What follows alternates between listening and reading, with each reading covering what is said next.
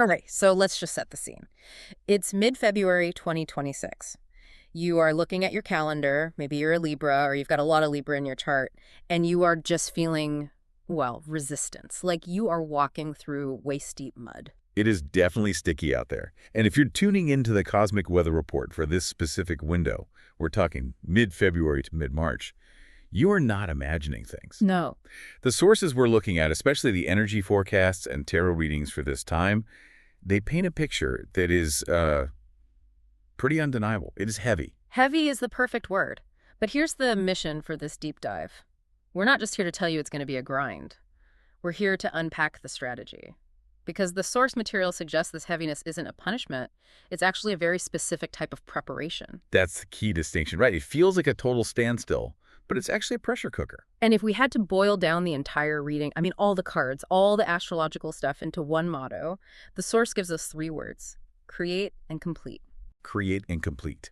It sounds so simple, but when you look at the cards behind it, it's actually a really rigorous command. It's basically saying, do not start the new empire just yet. Yeah. Build the foundation, finish the things you have started, and just clear the deck. So let's get into the mood of this moment.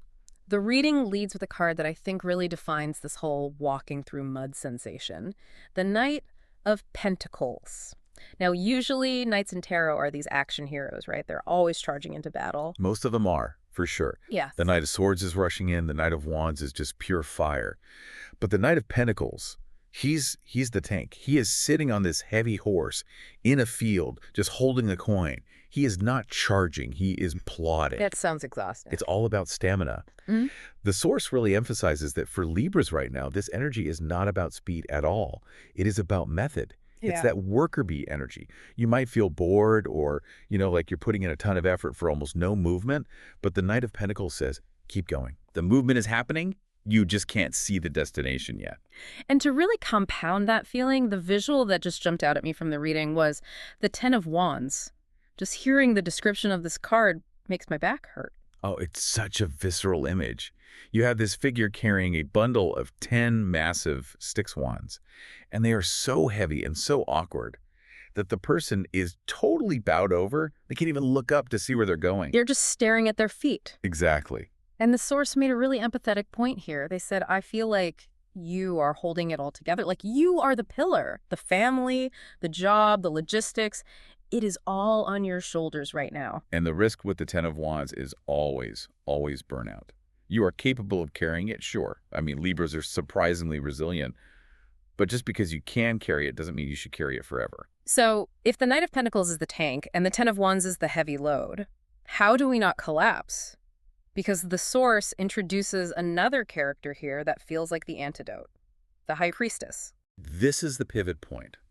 The High Priestess is the most internal card in the whole deck.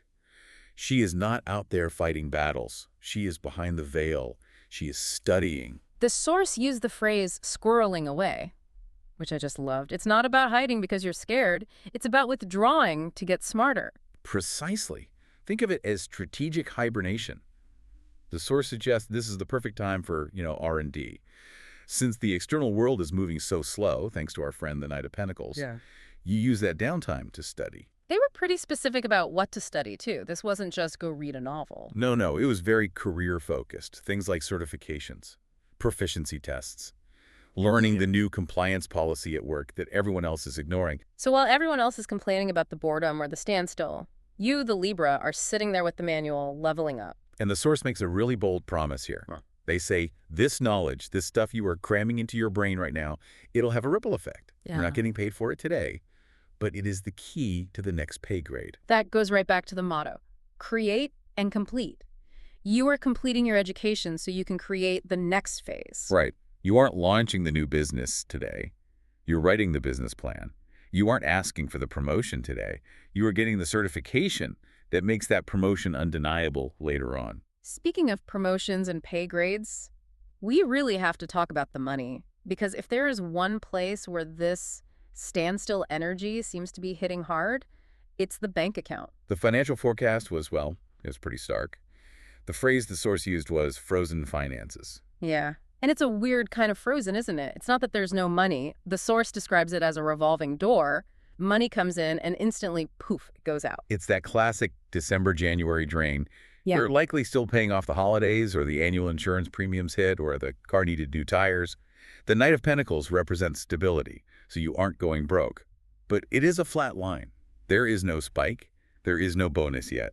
And there was a really interesting card placement mentioned here regarding the King of Pentacles. He's in the resistance position. Can you break that down for us? Sure, the King of Pentacles is the end goal. He's the one sitting on the throne, surrounded by abundance, totally secure. Having him in the resistance position means you can see him. You know what you want. You have the ambition for that level of wealth. But the timing is resisting you. You are knocking on the door, but the king isn't answering just yet. So we're just stuck in the hallway. For now. And because we're in the hallway, the strategy has to shift from offense to defense. And this is where a card came up that usually scares people. The death card. I feel like pop culture has totally ruined this card. Everyone thinks it means, literal death. It almost never means that. In tarot, death is about transformation. It is about pruning the dead leaves so the tree can survive. And in this financial context, the source was incredibly practical. It just means killing unnecessary expenses. The source specifically called out the subscription trap. This is my favorite practical tip in the whole reading. We all do it. You sign up for a 7-day free trial to watch one movie or get free shipping, and then you completely forget. And usually you think, oh, it's fine, I'll just call and cancel if I forget. But the source had a pretty serious warning about that. The energy right now is unyielding. The source warned that if you let that trial lapse during this specific mid-February to March window, the customer service agents are not going to be nice. They will not waive the fee. They will not budge. They're going to hold you to the contract. You signed the dotted line. That's the energy. And they mentioned cancellation fees, too. So the actionable advice here is audit your bank statement right now. If you have a free trial ending, kill it. That is the death card in action. Cut the dead weight so you can survive the freeze. Okay, now, there was one other thing interfering with the financial mindset. The source described a vision of a news headline: fat cats, bonuses for the top 1%. It's a total distraction. You're grinding, you're feeling the pinch, and then you see a headline about some CEO getting a massive golden parachute. It just makes your blood boil. Of course. But the spiritual advice here was very firm. Ignore it. It is designed to lower your vibration. It is designed to make you angry and resentful, which just takes energy away from your create and complete mission. Getting mad at a news headline will not pay your electric bill. Stay in your lane. Focus on your own King of Pentacles goal. Exactly. So let's look at career, because even though money feels frozen, the career sector is weirdly active. It's just complicated. For the job seekers out there, there was a specific card: unforeseen delays. This is probably the most frustrating card for a candidate. You do the interview, you crush the interview, they say, "We love you, we'll let you know by Friday," and then nothing. Crickets. Or they say, actually, we need to push the start date to April. And it feels like a rejection. But the expert insight here is vital. It is almost certainly not a rejection. It is logistical. The source used a term I haven't heard in a while: gardening leave. It's a perfect example of the hidden mechanics of hiring. Gardening leave is when an executive leaves a company to go to a competitor, but their contract says they have to sit out for 3 months to let their knowledge go stale. They're literally paid to sit in their garden and do nothing. Must be nice. It sounds lovely, but for you, the person waiting to fill their empty chair, it's a roadblock. The desk isn't empty yet, or maybe the HR director is on maternity leave, or the budget just hasn't been signed off on. So the message is, don't panic. The delay is protection, or it's just bureaucracy. It is not about your worth. But, and this is the huge but, when that offer finally does unlock, the source gave some of the strongest advice I've seen in a while. You have to negotiate. Do not accept the first number. That was in bold, I think. It was. Employers in this cycle are trying to save money. They're under the same frozen pressure you are, so they will lowball you. The source explicitly says, ask for more than you want. Because they're going to try to negotiate you down. Right. If you want 80K and you ask for 80K, they will talk you down to 70. You have to ask for 90 to land at 80. I feel like a lot of people, especially when they've been waiting and feeling that standstill, they get desperate. They just want to say yes to end the anxiety. And that is the trap. You have to project confidence. The source said, fake it till you make it. Even if your hands are shaking, you ask for that higher number. And you're going to need that higher number because of something called job creep, which sounds like a horror movie villain. It sort of is. Job creep is when you're hired for role A, but within 3 weeks, you find yourself also doing role B and role C, and nobody is paying you extra for it. Other duties as assigned. The most dangerous phrase in any contract. The source warns that these new roles opening up in March are going to be fast-paced. They are going to be chaotic, so you need to establish your value and your boundaries before you sign anything. Okay, now what about the freelancers? The entrepreneurs? Because that unforeseen delays card seems to be hitting them a little differently. It's hitting their invoices. This is the chasing payments scenario. You did the work, you sent the invoice, and the client is just ghosting you. This is so awkward for people. Nobody likes having that conversation. Hey, where's my money? The source suggests dropping the nice guy act here. Not being rude, but being formal. They suggested a specific tactic, a formal correspondence, not a text message, a letter or an official email stating, you have 14 days from receipt of this notice. Ah, bringing in some of that emperor energy. Exactly. The emperor doesn't beg. The emperor enforces. The source suggests mentioning a governing body or legal action if payment isn't received. It's signaling, I am a business, not just a hobby. And usually that slight shift in tone is all it takes to get that check released. On a more positive note for the entrepreneurs, there was a beautiful idea about duality. This ties right back to that high priestess study mode. Duality here means taking your primary skill and creating a secondary product from it. So if you're a caterer, you aren't just cooking. You're writing a recipe book. If you're a consultant, you're creating a digital course. It's all about building passive income so you aren't always trading your hours for dollars. But the key goes back to the motto. Create and complete. You don't try to launch the book next week. 1 page a night. That was the source's rule. Do not add to your 10 of wands burden. Yeah. Just chip away at it in the background. It's an investment for the future, not more stress for the present. Which brings us to a topic that underpins all of this. We've talked about the grind, the frozen money, the delays, but if you ignore this next part, none of the rest of it matters. Health. Health is wealth. It's a cliche for a reason. The source was waving a massive red flag here. We have the 10 of wands, that's exhaustion. We have the hermit, that's isolation. Yeah. The source warns that your ambition is currently writing checks your body cannot cash. And there was a very specific warning for people doing physical work. Yes. If you work in a warehouse, if you're a delivery driver, if you work in construction.